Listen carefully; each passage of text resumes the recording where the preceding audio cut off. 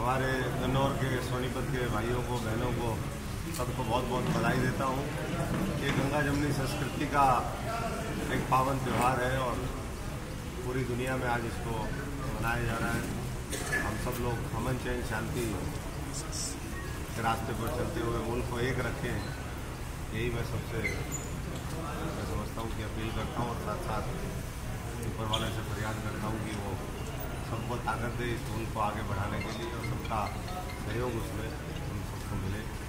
जहाँ तक मामला हरियाणा बचाओ परिवर्तन लाओ साइकिल यात्रा के चौथे चरण का है, कल कुंडली से हम निकले थे और अभूतपूर्व स्वागत गांव में हुआ।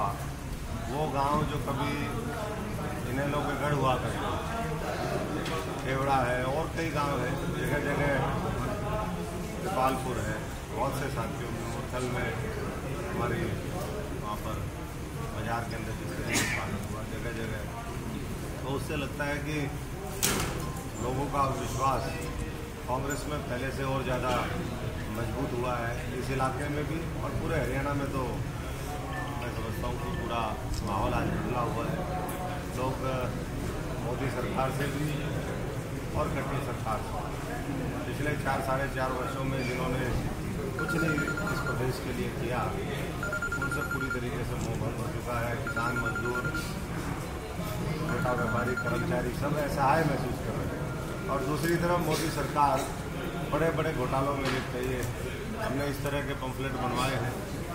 राफेल का जो महा घोटाला है, तालमेल है, वो 70,000 करोड़ रुपए का।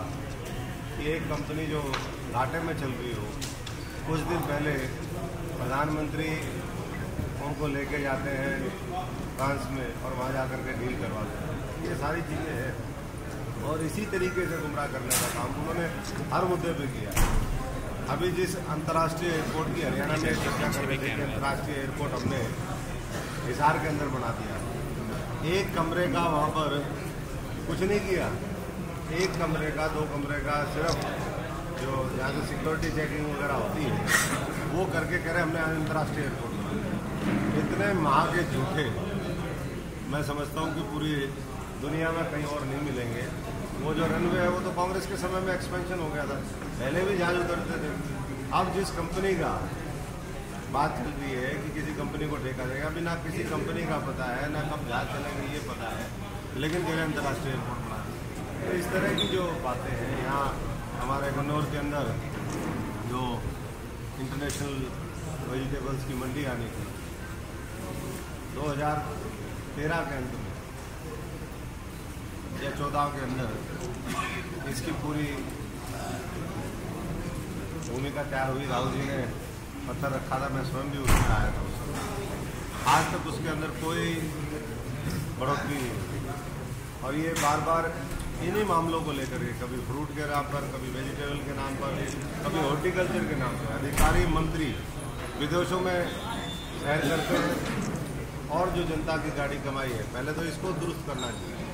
वो करने के बजाय अब कह देते हैं कि हम गुड़गांव के अंदर फूलों की मंडी बनाएंगे, कहीं किसी और बात को, लेकिन ये सिर्फ जुमलों तक सीमित है।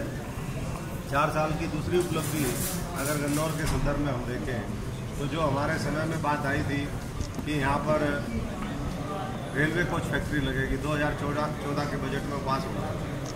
आज तक वो चर्चा ही नहीं हुई है। कभी कह रहे उसको गवाना लगाएंगे, कभी कह रहे गन्नौर लगाएंगे, कहाँ लगाएंगे कोई बात नहीं। और अब तो लगाने का समय भी निकल गया।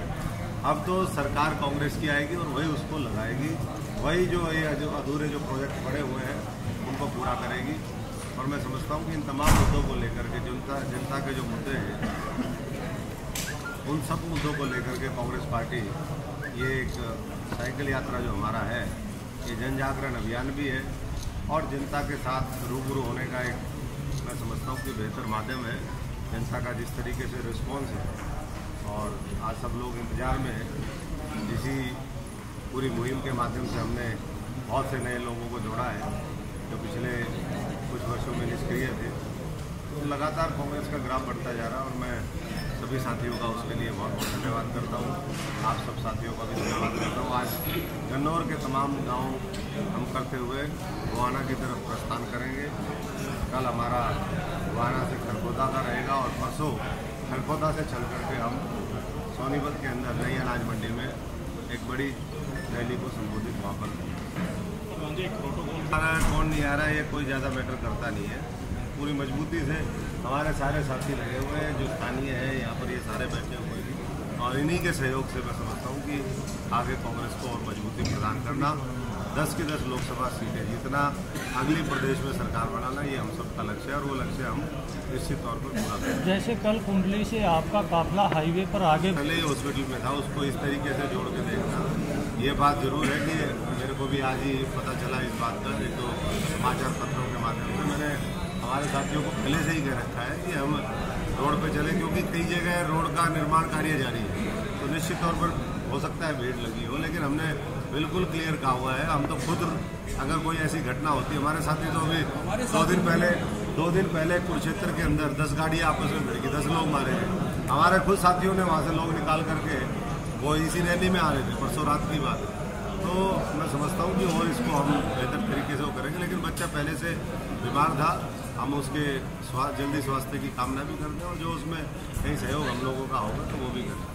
तंवर साहब, जींद में अभी पिछले महीने दलितों के धर्म परिवर्तन के मामले सामने आए 1500 लगभग, और अब हिसार में भी ऐसा कुछ सामने आ रहा है, तो क्या ये सरकार दलितों के हितों का संरक्षण नहीं कर पा रही है? ना ये दलितों के हितों का संरक्षण कर पा रही है, ना ये पिछड़ों के हितों का संरक्षण कर पा रही है। मुसलमान के नाम पर रहबर खान और पहलू खान की मौत हो जाती है, जो पशुपालक हैं। तो ये सारा इसी को ही मैं समझता हूँ कि असहिष्णुता और जो संवेदनहीनता है वो इस सरकार की इससे दिखाई देती है, और इसी से पूरे प्रदेश का, इस देश का माहौल खराब इन्होंने जाति और धर्म के आधार पर किया है।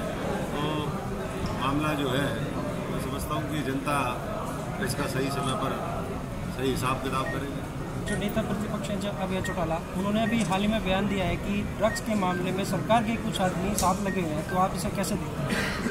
ड्रग्स को लेकर के अभी मीटिंग हुई। ड्रग्स का एक बहुत बड़ा मुद्दा, आपको पता है कि पंजाब का चुनाव ड्रग्स के मामले में सबसे महत्वपूर्ण अगर कोई मुद्दा था, क्योंकि पूरी की पूरी पीढ़ियाँ उससे तबाह हो रही थी।